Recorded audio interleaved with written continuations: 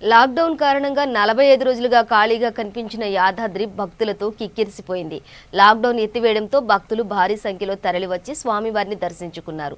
భక్తుల రద్దీతో ఆలయ పరిసరాలు, క్యూ లైన్లు, వ్రత మండపాల్లో సందడి నెలకొంది. దర్శనం కోసం భక్తులు గంటల తరబడి వేచి ఉండాల్సి వచ్చింది. నిత్యావసర కళ్యాణ సుదర్శన నరసింహ హోమం, అష్టోత్తర పూజలలో భక్తులు భారీగా పోటెత్తారు. భక్తులు భారీగా తరలి రావడంతో ట్రాఫిక్ జామ్ అయింది. ప్రధాన రోడ్డు పనులు జరుగుతుండటంతో ట్రాఫిక్ క్లియర్ చేసేందుకు పోలీసులు నానా అవస్థలు పడ్డారు.